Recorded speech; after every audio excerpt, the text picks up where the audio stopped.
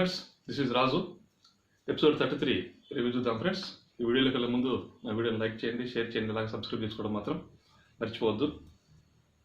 Captaincy contenders task ఏదైతే జరుగుతుందో అది కంటిన్యూ అవుతుంది ఫ్రెండ్స్ ఈరోజు కూడా.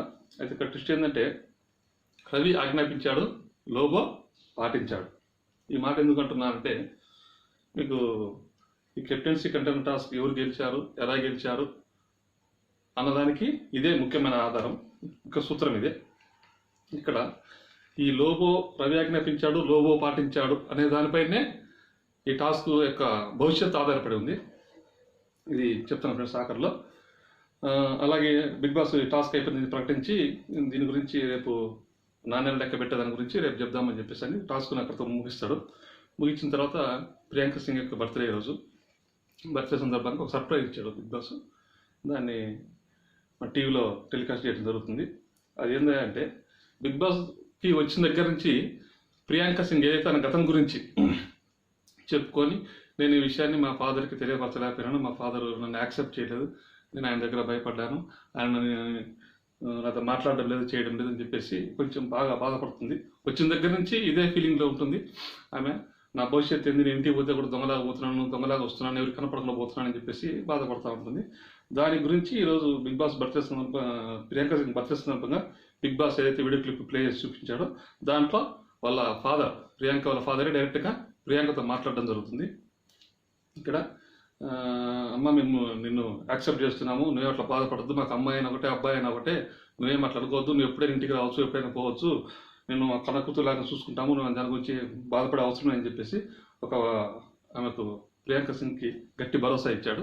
దాంతో ప్రియాంక సింగ్ ఏదైతే ఆమె కావాలని చెప్పేసి అనుకుంటుందో అది నెరవేరినట్టు అనిపించింది. ఫైనల్గా వాళ్ళ ఫాదర్ యాక్సెప్ట్ చేశారు. ప్రియాంక సింగ్ చాలా ఎమోషనల్ అయింది, అది హ్యాపీ ఎమోషన్. ఒక ఆమెకున్న అన్ని బాధల కల్లా పెద్ద బాధ ఏంటంటే ఇదే షార్ట్ అవుట్ అయిపోయిందని చెప్పేసి మనం చెప్పుకోవచ్చు. ఇకపోతే గార్డెన్ ఏరియాలో అని శ్వేత ఇద్దరు కూర్చొని మాట్లాడుకుంటూ ఉంటారు. ఈ మాట్లాడుకున్న దాంట్లో భాగం ఏంటంటే, ఇక్కడ హమీదా కెప్టెన్ అయితే శ్రీరామ్ రేషన్ మేనేజర్ అవుతాడని ఇక్కడ ఆని మాస్టర్ శ్వేతతో చెప్తుంది. హమీదా కెప్టెన్ అయితే శ్రీరామ్ రేషన్ మేనేజర్ అవుతాడు, వీళ్ళ లవ్ స్టోరీ చూడలేక చచ్చిపోతున్నాము, మళ్ళీ ఆమె కూర్చొని అందరిని గమనిస్తూ ఉంటుంది, ఎవరెవరు ఏం చేస్తున్నారు, ఎక్కడ కూర్చుంటారు, ఎక్కడ మాట్లాడుతున్నారు, ఏం చేస్తున్నారు అని చెప్పి ప్రతి ఒక్కటి గమనిస్తూ ఉంటుంది. ఏమితో ఇప్పుడే మనం చచ్చిపోతున్నాము, మళ్ళీ కెప్టెన్ అయితే ఇంకా రకంగా చేస్తుందో చెప్పలేము అని చెప్పేసి ఇక్కడ యానీ మాస్టరు శ్వేతతోటి తన యొక్క ఉద్దేశాన్ని బయటపెడుతుంది అక్కడ. ఇకపోతే సేమ్ ఇదే విషయాన్ని షన్ను కూడా మానస్తుడు చెప్తుంటాడు బెడ్రూమ్లో. ఆమె హమీదా కెప్టెన్ అయితే మళ్ళీ వాడు రేషన్ మేనేజర్ అవుతాడని, వాడంటే షన్ను దృష్టిలో శ్రీరామ్ మళ్ళీ రేషన్ మేనేజర్ అవుతాడని చెప్పేసి వాళ్ళే అయితే మనం పడలేమని చెప్పేసి వాళ్ళ బాధ. కాబట్టి అలా జరగకూడదు. వాళ్ళ కాన్సెప్ట్ ఏంటంటే, హమీదా కెప్టెన్ కాకూడదు, శ్రీరాము రేషన్ మేనేజర్ కాకూడదు. హమీదా కెప్టెన్ కాకపోతే ఆటోమేటిక్గా శ్రీరామ్ రేషన్ మేనేజర్ కాలేడు కదా, అది వాళ్ళ ఉద్దేశం. అట్లా కాకూడదు, జరగకూడదు, అది జరగకుండా ఆపాలన్నది వీళ్ళ ధ్యేయం అన్నట్టుగా వీళ్ళు మాట్లాడుకుంటూ ఉంటారు.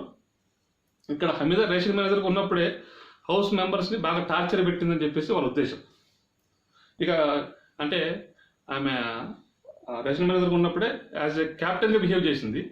ఇప్పుడు ఒరిజినల్గా క్యాప్టెన్ అయితే ఇంకెంతగా ఉంటుందో ఆమె టార్చరు అన్నది వీళ్ళ యొక్క బాధను ఆ రకంగా వ్యక్తం చేస్తున్నారని చెప్పేసి మనం అనుకోవచ్చు. తర్వాత ప్రియా, రవి, శ్రీరాము, హమీదా, శ్వేత, విశ్వ, యానీ ఏది టీం మెంబర్స్. ఈ టీం మెంబర్స్ అందరూ కూర్చొని మాట్లాడుకుంటూ ఉంటారు. ఎవరిని మనం కెప్టెన్సీ కంటెండర్లుగా పెట్టాలనే ఉద్దేశం మీద చర్చ జరుగుతూ ఉంటుంది. ఇక్కడ హమీదా గారు ఒక పాయింట్ ఏమైనా ఇస్తారు. ప్రియా గారు, హమీదా కన్నా కెప్టెన్సీ కంటెండర్ అయితే నేను ఈ టీంలో నుంచి ఆపోజిట్ టీంలోకి వెళ్ళిపోతాను, నాకు ఇష్టం లేదు, నేను సపోర్ట్ చేయను హమీదాకి అని చెప్పేసి ఒక పాయింట్ని గట్టిగా చెప్తుంది.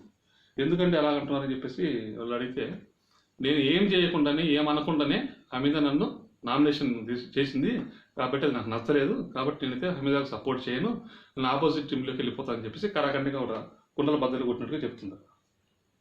అప్పుడు అందరూ డిస్కషన్ చేసుకొని, సరే మీరిద్దరు కూర్చొని మాట్లాడుకొని ఈ విషయాన్ని షార్ట్అవుట్ చేసుకుని అని చెప్పేసి వాళ్ళిద్దరిని అక్కడ వదిలిపెట్టేసి వీళ్ళు బయటికి వెళ్ళడం జరుగుతుంది.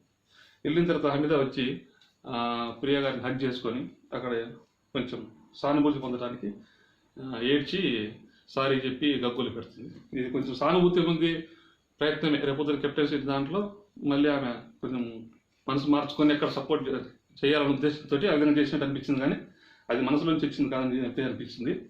దాని తర్వాత సన్నీ శ్రీరామ్ ఏదైతే కాయిన్స్ బిగ్ బాస్ చెప్పాడో కాయిన్స్ లెక్క పెట్టమని చెప్పేసి ఆ లెక్క పెట్టే క్రమంలో సన్నీ అన్ని కాయిన్స్ని లెక్క పెట్టి పేపర్ పైన గుర్తుగా ఎవరెవరి దగ్గర ఎన్ని కాయిన్స్ ఉన్నాయని చెప్పేసి గుర్తుగా ఒకటి రాసి పెట్టుకుంటాడు. దాన్ని శ్రీరామ్ తీసి చూస్తూ ఉంటే దాంతో నీకేం అవసరం లేదు పోయి నువ్వు చేయాల్సిన కార్యక్రమం చెయ్యి, వాళ్ళ ఎన్ని ఉన్నాయో లెక్క పెట్టి అవి రాసుకో, నాదంతా ఎందుకు నీకు అన్నట్టుగా ఆయన చెప్పడం జరుగుతుంది. దానికి శ్రీరామ్ వచ్చేసి నేను కెప్టెన్ని పై ఏం చేయాలని నాకు చెప్తావా అని చెప్పేసి సన్నితో అనడం జరుగుతుంది. ఇక్కడ మళ్ళీ తనలోని నేను కెప్టెన్ అనే అహంకారాన్ని అతను బయట పెట్టినట్టుగా నాకైతే క్లియర్ కట్గా కనిపించింది. ఇది శ్రీరామ్కి డే వన్ నుంచి కెప్టెన్గా అయిన క్షణం నుంచే అతనికి నేను కెప్టెన్ అని చెప్పేసి ఒక భావన, అంటే ఎవరు కెప్టెన్ కాదు, అంతకుముందు ఎవరు లేనట్టు ఇతనే అయినట్టు, తర్వాత ఎవరు కానట్టు ఇతని యొక్క ఉద్దేశం. నేను కెప్టెన్ మాట ముందు వస్తే నేను కెప్టెన్ అంటాడు, మాట తర్వాత నేను కెప్టెన్ అంటాడు. ఇది అతనికి పరిపాటి అయిపోయింది. దాని తర్వాత బిగ్ బాస్ రవి టీం గెలిచిందని చెప్పేసి ప్రకటిస్తాడు. రవిని రాజుగా ప్రకటించి అతనికి పట్టాభిషేకం చేయమంటాడు.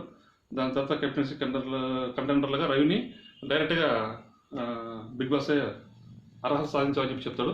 ఇక్కడ నలుగురు కెప్టెన్సీ కంటెండర్లుగా పోటీ పడాలి, దాంట్లో ఒకళ్ళని డైరెక్ట్గా బిగ్ బాస్ చెప్పాడు రవి అని చెప్పేసి.